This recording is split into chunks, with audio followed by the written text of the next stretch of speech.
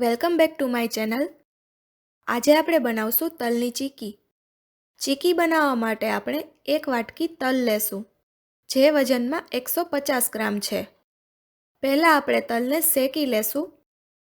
તેના માટે એક જાડા તળિયાવાળી કડાઈ લઈ તેમાં તલ નાખી તેને લો ફ્લેમ પર શેકશું. તલને ધીમા તાપે આ રીતે સતત હલાવતા રહેશું. તલને વધારે નથી શેકવાના. જો તલ વધારે શેકાઈ જશે તો તેનો ટેસ્ટ કડવો લાગશે. તલને શેકાતા 3 થી 4 મિનિટ જ લાગે છે. તલ ફૂટવા લાગે એટલે ગેસની ફ્લેમ ઓફ કરી દેશું અને તેને એક અલગ વાસણમાં કાઢી લેશું. હવે આપણે ચીકી વણવા માટે પ્લેટફોર્મ પર સરખી રીતે તેલ લગાવી દેશું. આપણે ચીકી બનાવતા પહેલાં જ આ બધી તૈયારી કરી લેશું, જેથી ચીકી કડક ન થઈ જાય અને તેને ઝડપથી વણી શકાય. વેલણ ઉપર પણ તેલ લગાવી રાખી દેશું.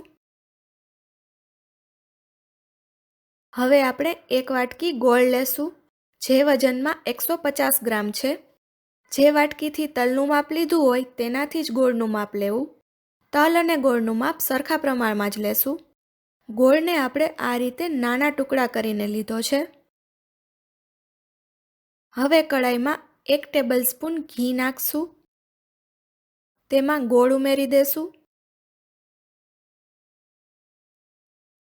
ગેસની આંચ એકદમ ધીમી રાખી તેને સતત હલાવતા રહેશું.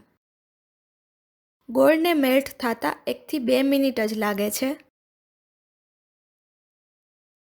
હવે ગોળ મેલ્ટ થઈ ગયો છે અને તે ફૂલવા લાગ્યો છે. તેનો કલર બદલાય ત્યાં સુધી તેને એકદમ ધીમી આંચ પર હલાવતા રહેશું.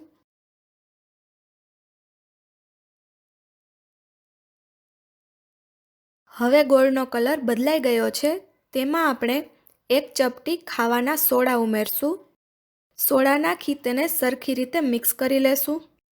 ગોળમાં ખાવાના સોડા ઉમેરવાથી ચીકી જરા પણ ચવળ નથી બનતી અને ખાવામાં સોફ્ટ લાગે છે. તમે જોઈ શકો છો કે ગોળનો કલર આ પ્રમાણે બદલાઈ જાય એટલે ગોળનો પાયો તૈયાર થઈ ગયો હશે. અથવા તમે પાણી ભરેલી વાટકીમાં થોડો ગોળ નાખીને પણ ચેક કરી શકો છો. ગોળને પાણીમાં નાખી 4 થી 5 સેકન્ડ પછી તે ક્રિસ્પી થઈ આ રીતે બટકી જાય એટલે ગોળનો પાયો તૈયાર થઈ ગયો હશે.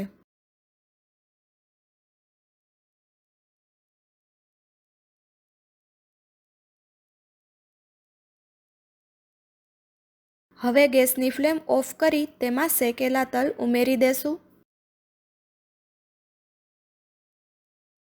તેને સરખી રીતે મિક્સ કરી દેશું. ગેસની આંચ બંધ કર્યા બાદ જ તલ ઉમેરવા, જેથી ચીકી વધારે કડક ન થઈ જાય.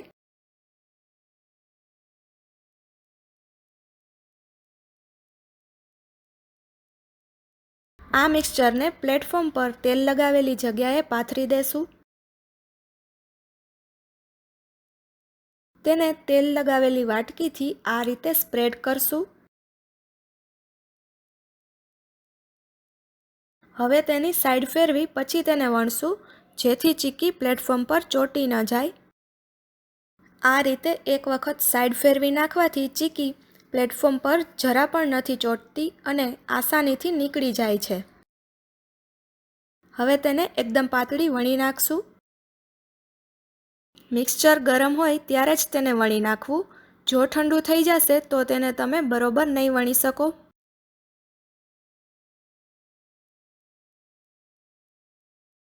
હવે ચીકી એકદમ સરસ પાતળી વણાઈ ગઈ છે.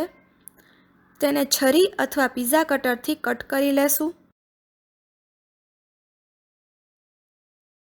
તો એકદમ સરસ ક્રિસ્પી તલની ચીકી તૈયાર છે. જો તમને આ રેસીપી સારી લાગી હોય તો વિડીયોને લાઈક કરજો, શેર કરજો અને ચેનલને સબસ્ક્રાઈબ કરવાનું ભૂલતા નહીં.